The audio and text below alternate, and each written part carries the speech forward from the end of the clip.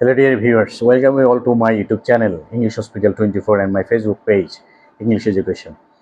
তো আমরা খুব বিশ্বস্ত সূত্রে জানতে পেরেছি খুব তাড়াতাড়ি প্রাথমিক বিদ্যালয়ের শিক্ষক নিয়োগের জন্য অনেক বড় একটি সার্কুলার আসছে এবং অ্যাট দ্য সেম টাইম প্রাথমিক বিদ্যালয়ের শিক্ষকদের যে সুযোগ সুবিধার কিছু সমস্যা ছিল সেগুলো দূর করে সুযোগ সুবিধা বৃদ্ধি করা হয়েছে। সেই জন্য এবারের যে নিয়োগটি আসছে এবং এই নিয়োগে সম্পূর্ণ ফেয়ারভাবে নিয়োগ হওয়ার সম্ভাবনা রয়েছে। যে বর্তমান সরকার যিনি ক্ষমতা রয়েছেন তারা প্রতিজ্ঞাবদ্ধ।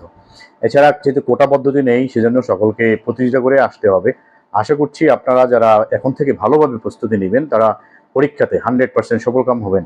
তো সেই জন্য ইংরেজি অংশের যে ভিডিও লেসনগুলো দরকার বা যে চ্যাপ্টারগুলো থেকে প্রশ্ন হয়ে থাকে সেগুলো নিয়ে আপনাদের সাথে আজকে আলোচনা করব এবং বিগত বছরের যে প্রশ্নগুলো আসছে সেগুলো সমাধান করব।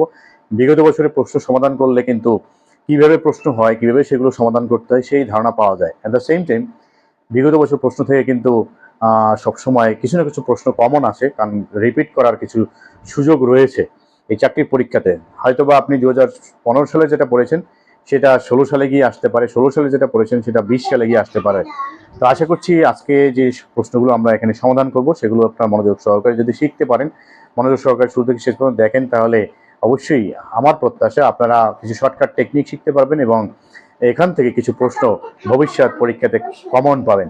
তো আপনার ধৈর্য সহকারে শুরু থেকে শেষ পর্যন্ত দেখতে থাকুন এবং আমার চ্যানেলটি যারা এখনো সাবস্ক্রাইব করেননি সাবস্ক্রাইব করে বেল বাটন চালু করে রাখবেন, যাতে যে কোনো সময় আমি ভিডিও লেসন আপলোড করলে আপনাদের কাছে নোটিফিকেশন চলে যায়। তো চলুন শুরু করা যাক। Let's get started. তো আজকে আমরা প্রাথমিক বিদ্যালয়ের 2016 সালে যে প্রশ্নটি 2016 সালের প্রাথমিক বিদ্যালয় শিক্ষক নিয়োগ পরীক্ষায় এসেছিল সেটা সমাধান করব। তো প্রথমে আমি ইংরেজি অংশ এখানে নিয়েছি। প্রথমে এক নম্বর হচ্ছে he taught me to read Arabic. Passive form, এই সেন্টেন্সটি প্যাসিভ ভয়েস কি? তো অ্যাক্টিভ থেকে প্যাসিভ করার যে নিয়ম, সেই বেসিক নিয়মগুলো যদি জানা না থাকে অবশ্যই আপনারা আমার যে চ্যানেল রয়েছে ইংলিশ হসপিটাল 24, সেখানে আমি এর রুলসগুলো দিয়েছি, সেখান থেকে দেখে নেবেন। সেই চ্যানেলটির লিঙ্ক ডেসক্রিপশন বক্সে অবশ্যই আছে, সেখান থেকে দেখে নেবেন। তারপর আমি এখানে প্রাথমিক কিছু আলোচনা করব, শর্টকাট টেকনিকগুলো। তো অ্যাক্টিভ থেকে প্যাসিভ করার নিয়ম হচ্ছে অবজেক্টটিকে সাবজেক্ট করতে হবে। তো যেখানে প্রিপোজিশন থাকে সেই প্রিপোজিশনের পরে থাকে হচ্ছে অতিরিক্ত অংশ। তার মানে টু রিড অ্যারাবিক, এটা হচ্ছে অতিরিক্ত অংশ, এটাকে সাবজেক্ট বা অবজেক্ট করা যাবে না। তাহলে এখানে অবজেক্ট হচ্ছে মি, মি এর সাবজেক্ট হচ্ছে আই। আবার টেন্স অনুসারে অক্সিলারি এভাবে, এটা হচ্ছে পাস্ট টেন্স, পাস্ট টেন্সের সময় ওয়াজ ওয়ার বসে। আপনারা যদি কেউ অনলাইনে বা অফলাইনে আমার কাছে ইংলিশের কোর্স করতে চান তাহলে অবশ্যই আমাকে মেসেজ করবেন অথবা আমার মোবাইল নাম্বার দেওয়া থাকবে ডেসক্রিপশন বক্সে, সেখানে কল করবেন। প্রতি বছরই বা প্রতিনিয়তই আমার কাছে ব্যাচ চলছে, আপনারাও চাইলে এখানে যোগদান করতে পারেন। অনলাইন বা অফলাইন উভয় প্ল্যাটফর্মেই আমি কোর্স করাচ্ছি। তো টেনশনের সঙ্গে অক্সিলারি ভার্ব বসবে, তারপর হচ্ছে মূল ভার্বের পাস্ট পার্টিসিপল ফর্ম বসবে, এরপরে বাই বা অন্য যে কোনো একটি প্রিপোজিশন যেটা প্যাসিভ ভয়েসে ব্যবহৃত হয়। এরপর হচ্ছে সাবজেক্টই হয়ে যাবে অবজেক্ট। এখানে অবজেক্ট ছিল মি, সেটা হয়ে গেছে আই। তারপরে পাস্ট টেন্সের সময় ওয়াজ ও ওয়ার বসে, সিঙ্গুলার সময় বসে ওয়াজ, তো আই এর পরে ওয়াজ। টটের past participle taught, I was taught. তারপর হচ্ছে বাই হিম। এবার অতিরিক্ত অংশটি আমরা অবজেক্টের পরে লিখেছি, অতিরিক্ত অংশটি যে কোনো জায়গায় লেখা যাবে। অতিরিক্ত অংশ আমরা এখানে আমি যদি এই জায়গায় লিখি মূলভাবে পাস্ট পার্টিসিপল পরে তাও হবে। তো সেটা আমি এখানে লিখেছি। যদি অবজেক্টের পরে লিখি তাতেও হবে, একদম সেন্টেন্সের শুরুতে লিখলেও হবে। অতিরিক্ত অংশ সেন্টেন্সে কোনো ধরনের প্রভাব ফেলতে পারে না। তো আমি যদি এরকম লিখি যে I was taught to read Arabic by him, তাও হবে। তবে যেহেতু অপশন দেয়া ছিল সেই অপশনের সঠিক উত্তর যেটা ছিল সেটা আমি প্রথমে লিখেছি। অপশনের মধ্যে থেকে যে আই ওয়াজ টট, মনে রাখবেন বেসিক যে রুলস সেটা হচ্ছে অবজেক্টিভ সাবজেক্ট হবে, টেন্স অনুসারে অক্সিলারি ভার্ব বসবে, মূল ভার্বে পাস্ট পার্টিসিপল ফর্ম বসবে, সংগতিপূর্ণ একটি প্রিপোজিশন বসবে, এরপরে সাবজেক্টটি অবজেক্ট হবে এবং অবজেক্ট হিসেবে সে প্রিপোজিশনের পরে বসবে। অতিরিক্ত কোনো কথা থাকলে সেটা সেন্টেন্সের যে কোনো জায়গায় ব্যবহার করা যাবে যেখানে সুন্দর হয়, তবে অপশনে যেটা থাকবে সেটাই বাছাই করে নিতে হবে। 2 নম্বর হচ্ছে which on is a common noun. Common noun হচ্ছে যে নাউন দিয়ে সাধারণ কোনো নামকে বোঝায় বা একজাতীয় কতগুলো নামকে একত্রে বোঝায়। যেমন স্টুডেন্টশিপ, ছাত্রত্ব, এটা একটি বৈশিষ্ট্য বা গুণ, এটা হচ্ছে অ্যাবস্ট্রাক্ট নাউন, এটা গণনা করা যায় না, চোখেও দেখা যায় না। আর্মি, এটা হচ্ছে কালেকটিভ নাউন, কারণ একসাথে অনেককে বোঝায়। ইনফ্যান্ট, ইনফ্যান্ট দ্বারা বলে শিশু, শিশু হচ্ছে উভয়কেই বোঝায়। কমন নাউনের আরেকটা সংজ্ঞা হচ্ছে উভয়কেই বোঝাবে, পুরুষ মহিলা উভয়কেই বোঝাবে। তো ইনফ্যান্ট বা শিশু, শিশু ছেলে শিশুকেও বোঝায়, মেয়ে শিশুকেও বোঝায়। সল্ট হচ্ছে এটা, এটাকে আমরা বলে থাকি ম্যাটেরিয়াল নাউন। তাহলে মনে রাখতে হবে কমন নাউন কি, প্রপার নাউন হচ্ছে কোনো যে নাউনগুলো পৃথিবীতে একটি, যেমন ব্যক্তির নাম, স্থানের নাম, দেশের নাম। আর বৈশিষ্ট্য বোঝালে বা গুণ বোঝালে সেটা হচ্ছে অ্যাবস্ট্রাক্ট নাউন, যে নাউন দেখা যায় না বা ধরা যায় না, যেটা দিয়ে একসাথে অনেক নাউনকে বোঝায়। যেমন আর্মি, আর্মি দিয়ে অনেক মানুষকে বোঝায়। তারপর কমিটি, জুরি, এই অনেককে বোঝালে সেটা হচ্ছে কালেকটিভ নাউন। আর পুরুষ মহিলা উভয়কে বোঝায়, সেটা হচ্ছে কমন নাউন। তাহলে কমন নাউন বলতে ইনফ্যান্ট। 3 নম্বর হচ্ছে she asked me are you happy in your new job, এটা হচ্ছে ন্যারেশন, সে আমাকে জিজ্ঞেস করলো। তাহলে আক্সড, ইন্টিগ্রেটিভ সেন্টেন্সের সময় আক্সডই থাকবে। আর এখানে কমা উঠে যদি কমার পরে ইন্টিগ্রেটিভ সেন্টেন্সটি ডব্লিউ শর্ট দিয়ে শুরু হয়, তাহলে কমার স্থানে ডব্লিউ শর্ট বসবে। আর যদি ডব্লিউ শর্ট দিয়ে শুরু না হয় তাহলে ইফ বসবে। She asked me if I, I আসবে হচ্ছে এই অবজেক্ট, এই যেখানে সাবজেক্ট রয়েছে ইউ, যখন আমরা চেঞ্জ করে লিখবো সেক্ষেত্রে সাবজেক্ট আসবে সবসময় ভার্বের আগে। তাহলে এখানে ইউ হচ্ছে সেকেন্ড পারসন, সেকেন্ড পারসনগুলোকে চেঞ্জ করতে হবে। তাহলে এখানে সেকেন্ড পারসন থাকলে সেটা রিপোর্টিং, এই যে ভার্ব সেটা অবজেক্ট অনুসারে চেঞ্জ হবে। অবজেক্ট হচ্ছে মি, মির এখানে বসবে সাবজেক্টিভ ফর্ম। সাবজেক্টিভ ফর্ম এই কারণেই বসবে যেহেতু ভার্বের আগে বসতেছে, ভার্বের আগে বসলে সেটা সাবজেক্টিভ ফর্ম বসে। তাহলে she asked me if I was, am is are থাকলে সেখানে ওয়াজ ওয়ার বসে, অ্যামিজার থাকলে সেখানে ওয়াজ ওয়ার বসে। তো আই হচ্ছে সিঙ্গুলার, সিঙ্গুলার সময় ওয়াজ বসে। She asked me if I was happy in your, your হচ্ছে সেকেন্ড পার্সনের পজিটিভ ফর্ম। তাহলে সেকেন্ড পার্সন থাকলে অবজেক্ট অনুসারে চেঞ্জ হবে, অবজেক্ট হচ্ছে মি। আর মি এর আবার পজিটিভ ফর্ম, মি এর পজিটিভ ফর্ম হচ্ছে মাই, সুতরাং এখানে মাই বসবে। এগুলো বিস্তারিত আমি আলোচনা করেছি যে আমার চ্যানেলে ইংলিশ হসপিটাল 24 চ্যানেলে ঢুকলেই প্রথম একটি ভিডিও রয়েছে, সেটাই হচ্ছে ন্যারেশনের মাস্টার ক্লাস, সেটাও আপনারা দেখে নিতে পারেন। তো she asked me if I was happy in my new job, কোনটা কীভাবে চেঞ্জ হয়েছে আমি যেভাবে বলেছি এরকমই মনে রাখতে হবে যে সেকেন্ড পার্সনগুলো কীভাবে চেঞ্জ হয়, তারপরে পসেসিভ প্রোনাউন থাকলে কীভাবে চেঞ্জ হয় সেই বিষয়গুলো, এগুলো এভাবে করে মনে রাখ। তারপর হচ্ছে 4 নম্বর, he writes a letter in this sentence, write is a dash verb, মানে রাইট শব্দটি এখানে কীরকম ভার্ব, যে ভার্বের অবজেক্ট থাকে সেটাকে বলা হয় ট্রানজিটিভ ভার্ব। শর্টকাট টেকনিক মনে রাখার উপায়, যে ভার্বের অবজেক্ট থাকে সেটাকে ট্রানজিটিভ ভার্ব বলা হয়। আর যদি অপশনে ট্রানজিটিভ শব্দটি না থাকে তাহলে ওই ভার্বটিকে প্রিন্সিপাল ভার্ব বলা হবে। যে ভার্ব দিয়ে কাজ করা বোঝায় সেই ভার্বের পরে যদি অবজেক্ট থাকে তাহলে সেটা হচ্ছে ট্রানজিটিভ ভার্ব। আর যদি অবজেক্ট দেওয়া না থাকে তাহলে সেটা হলো প্রিন্সিপাল ভার্ব। যেহেতু এখানে অবজেক্ট দেওয়া আছে এবং ট্রানজিটিভ ভার্ব অপশনে আছে, সুতরাং প্রিন্সিপালের চেয়ে আমরা ট্রানজিটিভ ভার্বটিকেই বেশি প্রেফার করব। Number 5, he is dash European, article বসবে এখানে। তো যদি কোনো শব্দের উচ্চারণ শুরুতেই ইউ এর মতো হয় তাহলে সেখানে এ বসে, তাহলে হি ইজ এ ইউরোপিয়ান। কোনো শব্দের উচ্চারণ যদি ইউ এর মতো হয় তাহলে তার আগে এ বসবে, he is a European. Number 6, a rolling stone gathers no moss, মানে এটা একটি প্রবাদ বাক্য। যদি কোনো কিছু ব্যবহৃত না হয় তাহলে সেখানে কিন্তু মরিচা ধরে যায়। তাহলে যেটা সবসময় ঘুরতে থাকে সেই ধরনের স্টোনে কখনোই মশ বা ছত্রাক জন্মাতে পারে না। তাহলে এখানে রোলিং শব্দটি হচ্ছে কি, স্টোন হচ্ছে নাউন, নাউনের আগে যে শব্দটি বসে এটা হচ্ছে ইউজ অফ পার্সোনালিটিস থেকে আসছে, নাউনের আগে অ্যাডজেক্টিভ বসে, সুতরাং অ্যাডজেক্টিভ হিসেবে কাজ করে কোনটি, পার্টিসিপলও কাজ করে, আবার অ্যাডজেক্টিভ তো রয়েছেই। কিন্তু এখানে আমাদের যখন অ্যাডজেক্টিভ পার্টিসিপল দুটোই থাকবে এবং শব্দটির সাথে যদি আইএনজি থাকে তখন সে শব্দটিকে আমাদেরকে পার্টিসিপলটাকে বেশি প্রেফার করতে হবে। তাহলে এখানে আমাদের দেখতে পাচ্ছি অ্যাডজেক্টিভও আছে আবার পার্টিসিপলও আছে। পার্টিসিপল অ্যাডজেক্টিভের কাজ করে, কিন্তু যখন পার্টিসিপল নিজেই থাকবে সেখানে উপস্থিত তখন অপশন থেকে আমাদেরকে পার্টিসিপলটাই বেছে নিতে হবে। যদি এখানে পার্টিসিপল না থাকতো তাহলে আমরা এখানে অ্যাডজেক্টিভ ধরতাম, কারণ আইনযুক্ত শব্দগুলো একসাথে ভার্বের কাজ করে আবার অ্যাডজেক্টিভের কাজ করে যদি শব্দটি নাউনের আগে বসে। Number 7, voice change of I know that he did the work is, I know that he did the work, এখানে দুটো অংশ রয়েছে, তাই দুই অংশ যখন থাকবে সেই সেন্টেন্সগুলোকে যদি আমরা প্যাসিভ ভয়েস করি তখন দেখতে হবে যদি ফাইনিট ভার্ব থাকে, দ্যাট মিন্স যদি ট্রানজিটিভ ভার্ব থাকে, ট্রানজিটিভ ভার্ব মানে হচ্ছে যে ভার্বের পরে অবজেক্ট বসতে পারে বা অবজেক্ট থাকে, সেই ভার্বগুলোর সকল অংশকেই আমাদেরকে ভয়েস চেঞ্জ করতে হবে। তাহলে আই নো দ্যাট, আমি জানি যে। সুতরাং এখানে এই আই নো এর অবজেক্ট হচ্ছে এই পুরো ক্লোজটি, এই অংশটুকু পুরোটাই হচ্ছে আই নো এর অবজেক্ট। তো যদি কোনো অবজেক্ট কখনো ক্লোজ হিসেবে বসে বা কোনো ক্লোজ যদি অবজেক্ট হয়, তখন ভয়েস চেঞ্জের ক্ষেত্রে তার পরিবর্তে ইট ব্যবহার করতে হবে। তাহলে ইট ইজ, ইজ হচ্ছে একটু আগে আমি বলেছিলাম টেনশনের অক্সিলারি ভার্ব, এটা হচ্ছে প্রেজেন্ট টেন্স। প্রেজেন্ট টেন্সের সময় ইজ বসবে, আমি যার। যদি সিঙ্গুলার হয় তাহলে ইজ, আর প্লুরাল হলে আর। তাহলে এখানে যে ইট ইজ নোন, নোনের পরে বাই বসে না, নোনের পরে টু বসে। It is known to, I এর অবজেক্টিভ ফর্ম হচ্ছে me, it is known to me, it is known to me. দ্যাটের জায়গায় থাকবে।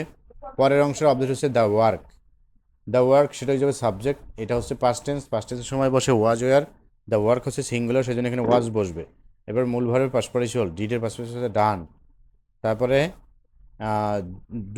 ডিড ডানের পরে প্রিপোজিশন হিসেবে বাই বসে, যেমন নো এর পরে টু বসে ঠিক সেরকম ডু এর পরে বাই বসে। তাহলে এখানে বাই, তারপরে সাবজেক্ট হয়ে যাবে অবজেক্ট, তাহলে হি এর অবজেক্টিভ হচ্ছে হিম। তাহলে it is known to me that the work was done by him. Suppose এখানে যদি এরকম থাকতো যে I know that he is honest, তখন হি ইজ অনেস্ট এই অংশটা কিন্তু আর চেঞ্জ হতো না, কারণ এই অংশে তখন কোনো ট্রানজিটিভ ভার্ব ছিল না। হি ইজ অনেস্ট, ইজ হচ্ছে একটি auxiliary verb.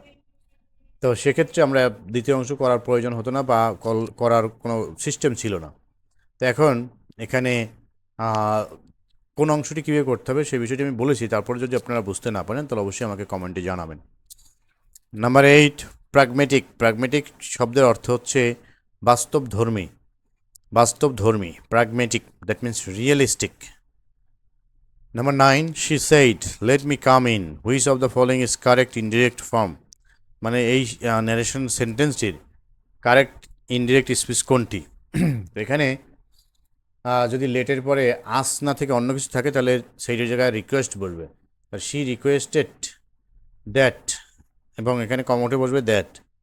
She requested that, সে আমাকে অনুরোধ করেছিল যে লেট মি, মি হচ্ছে ফার্স্ট পার্সন, তো ফার্স্ট পার্সন থাকলে সাবজেক্ট চেঞ্জ হয়, তো এখানে সাবজেক্ট হচ্ছে শি, শি এর সাবজেক্ট ফর্ম হচ্ছে এখানে শি তো বসবে। কিন্তু মে, এই মাইট কোত্থেকে আসলো, এই লেটের কারণে, লেটের পরিবর্তে এখানে মাইট আসছে। তাহলে শি মাইট কাম ইন, কোনো কোনো বইয়ে শি মাইট গো ইনও বলা থাকে, কিন্তু অপশনে আমাদের যেটা থাকবে সেটাই যেহেতু বেছে নিতে হবে, সেই জন্য আমরা এখানে কাম ছিল, কামই আমরা বেছে নিয়েছি। এভাবে করলেও হতো যে she requested that she might be allowed to come in, যদি এরকম থাকে সেটাও নেওয়া যাবে, কিন্তু অপশনে যেটা আছে সেটাই খেয়াল করতে হবে। শি মাইট কাম ইন এটাও এরকমও হবে, আবার she requested that she might be allowed to come in অথবা গো ইন, যেটা থাকুক অপশনে খেয়াল করতে হবে। Number 10, choose the correct option. Government has extended a warm welcome dash the visiting delegation, যে অতিথিদের প্রতি সরকার খুব সম্বোধনা, যে স্বাগত জানিয়েছিল, উষ্ণ অভ্যর্থনা জানিয়েছিল। তা কারোর প্রতি যদি ওয়েলকাম জানানো হয় সেক্ষেত্রে তার পূর্বে ওয়েলকামের পরে টু বসে, ওই welcome to the visiting delegation. Number 11, amicable. Amicable শব্দের অর্থ হচ্ছে সৌহার্দ্যপূর্ণ বা অমায়িক, বন্ধুত্বপূর্ণ যাকে বলে, যেটাই থাকুক। আমাদের অপশনে ছিল সৌহার্দ্যপূর্ণ, আমরা সৌহার্দ্যপূর্ণ বেছে নিয়েছি। যদি এখানে থাকতো বন্ধুত্বপূর্ণ তাহলে বন্ধুত্বপূর্ণ আমরা বেছে নিতাম, যে অংশটাই থাকে সেটাই আমাদেরকে বেছে নিতে হবে। তারপরে হচ্ছে 12 number, select the correct answer, our teacher told the monitor to hand out scripts dash the class. তাহলে ক্লাস মানে সকল শিক্ষার্থীদের কথা বুঝিয়েছে। তো অনেকের মধ্যে যখন কোনো কিছু বিতরণ করা হয় সেক্ষেত্রে অ্যামাং বসে, আর দুইজনের মধ্যে যদি বিতরণ করে তাহলে এখানে বিটুইন বসে। যদি এখানে বলতো ড্যাশ টু স্টুডেন্টস, তখন আমরা এখানে লিখতাম বিটুইন দ্য টু স্টুডেন্টস, আর যদি বলো বিটুইন ড্যাশ দ্য স্টুডেন্টস তখন আমাদেরকে অ্যামাং লিখতে হতো। তখন স্টুডেন্টস মানে হচ্ছে সকল student. Number 13, the dash of the camel was found lying by the side of the canal. তাহলে ক্যামেলের পড়ে থাকতে পাওয়া গিয়েছিল। ভিতরে নিচের অধিকাংশ শব্দের অর্থই হচ্ছে এই যে কর্পস, কর্পস শব্দের অর্থ হচ্ছে সৈন্যদল, আর এই কার্কাস এবং এগুলো শব্দ হচ্ছে মৃতদেহ। এই কার্কাস মানে হচ্ছে পাখির মৃতদেহ বা পশু পাখি। তাহলে এখানে কর্পস, কর্পস মানে হচ্ছে এখানে আমরা বলি মৃতদেহ, যেটা মরে আছে সেটা। সুতরাং এটাই মিলবে এখানে। Number 14, choose the word correctly. এটা হচ্ছে স্পেলিং, আর আগেরটা ছিল শব্দার্থ। বিভিন্নভাবে কিন্তু আসে, যেহেতু বর্তমানে প্রাথমিক বিদ্যালয়ের শিক্ষকদের স্কেল বৃদ্ধি করা হয়েছে, সুতরাং এটি খুবই স্ট্যান্ডার্ড কোশ্চেন এখন থেকে করা হবে, অন্যান্য চাকরি পরীক্ষার মতোই। তাছাড়া এই যে প্রশ্নগুলো আমরা এখানে সলভ করছি, এটা যে শুধু প্রাথমিক বিদ্যালয়ের শিক্ষকদের চাকরি পরীক্ষার জন্যই গুরুত্বপূর্ণ তা নয়, কিন্তু এই যে বিষয়গুলো এগুলো কিন্তু সকল পরীক্ষাতেই আসে, বিশ্ববিদ্যালয় ভর্তি পরীক্ষায় আসে, অন্যান্য পরীক্ষাগুলোতেও আসে। সুতরাং সবার জন্যই কিন্তু ভিডিওটি অনেক বেশি গুরুত্বপূর্ণ। তারপর হচ্ছে 15 নম্বর, এখানে এই যে সোভারেন্টি, সোভারেন্টি অর্থ হচ্ছে সার্বভৌমত্ব। এটাই হচ্ছে আসল বানান, সঠিক বানান। বাকি বানানগুলো যে ভুল সেটা এই যে রেড মার্ক দিয়ে বোঝাচ্ছে। যে বানানগুলো ভুল হয় সেগুলো কম্পিউটার বা ল্যাপটপে কিন্তু নিচে রেড মার্ক এসে যায়। হ্যাঁ, লোভে পাপ পাপে মৃত্যু, এটা একটি প্রবাদ বাক্য। Greed leads to sin and to death, এরকমও থাকতে পারে। আবার অনেক সময় এরকম থাকতে পারে যে greed leads to sin and sin to death, সেটাও হবে। 16 number, find the correct sentence. Option সবগুলো আমি নেইনি, শুধু সঠিক যেটা সেটাই নিয়েছি। Over a billion people use Microsoft. এখানে বিলিয়ন পিপল এটা হচ্ছে প্লুরাল। প্লুরাল যখন থাকবে তখন আর এখানে ভার্বের সাথে এস বাইজ বসবে না। বাকি সেন্টেন্সগুলোতে কোনোটা এস বাইজ ছিল, আর কোনোটা এখানে পিপলে ছিল পিপলস। পিপল শব্দের প্লুরাল ফর্ম পিপলই, এর সাথে আবার এস হবে না। সুতরাং ওই জিনিসগুলো ভুল ছিল, সেগুলো আমি এখানে লিখিনি। সঠিক হচ্ছে সাবজেক্ট যেহেতু প্লুরাল, তাহলে ভার্বের সাথে আর কোনো এস বাইজ যোগ হবে না। Over a billion people use Microsoft window operating system. 17, the plural form of nucleus. আমরা সাধারণত ছোটো সময় নাম্বার, জেন্ডার এগুলো শিখেছি। সেখানে নাম্বার ছিল যে bird, birds, cow, cows, girl, girls. কিন্তু চাকরির পরীক্ষায় সাধারণত এই গার্ল, গার্লস, বয়, বয়েস এগুলো আসে না। সেখানে একটু এরকম শব্দই আসে যেগুলো নর্মালভাবে প্লুরাল করা যায় না। যেমন নিউক্লিয়াস, এটার প্লুরাল ফর্ম হচ্ছে নিউক্লিয়াসেস। নিউক্লিয়াসেস এটা হচ্ছে প্লুরাল। অনেকেই কিন্তু এটা বিষয়টি নিয়ে এরকম ভাববে না। তারা চিন্তা করবে যেহেতু এস আছে তাহলে এসের সাথে ই এর যোগ করে দেবে। সেক্ষেত্রে দেখতে হবে যে এখানে আসলে বিষয়টি কি, হ্যাঁ নর্মাল কিনা, অন্য সিস্টেমেও হতে পারে। সুতরাং এই নিউক্লিয়াস এর প্লুরাল ফর্ম হচ্ছে nucleuses, nucleuses, nucleuses. 18, identify the correct sentence. সঠিক সেন্টেন্স কোনটি? এখানে আমি সবগুলো অপশনই লিখেছি। He works hard to standing. To এর পরে ভার্বের সাথে আইএনজি হয় না, যখন উইথ এ ভিউটি থাকে তখন হয়, শুধু টু থাকলে আইএনজি হয় না। হি ওয়ার্কস হার্ড টু স্ট্যান্ডিং, এখানেও আইএনজি আছে, এটাও হবে না। He works, he was working hardly. Working hardly ভার্বের পরে কখনোই হার্ডলি হয় না। হার্ডলি হচ্ছে একটি নেতিবাচক শব্দ এবং এটা সাধারণত ভার্বের পরে বসে না, মূল ভার্বের পরে বসে না। দুটো অক্সিলিয়ারি ভার্ব এবং মূল ভার্বের মাঝখানে বসতে পারে, যেমন হি ওয়াজ হার্ডলি ওয়ার্কিং এরকম হতে পারত। তাহলে এরপরে হার্ড বসে এখানে, তাহলে he is working hard to stand, এটা হবে কারেক্ট অ্যান্সার। কারণ এখানে আমাদের টু এর পরে ভার্বের প্রেজেন্ট ফর্মও আছে, তাছাড়া হার্ডলি নেই, হার্ড আছে, ভার্বের পরে বলবে হার্ড, সুতরাং এটাই correct. 19, choose the right verb. এখানে সঠিক ভার্ব কোনটি? রবীন্দ্রনাথ স্টোরিজ, স্টোরিজ হলো প্লুরাল।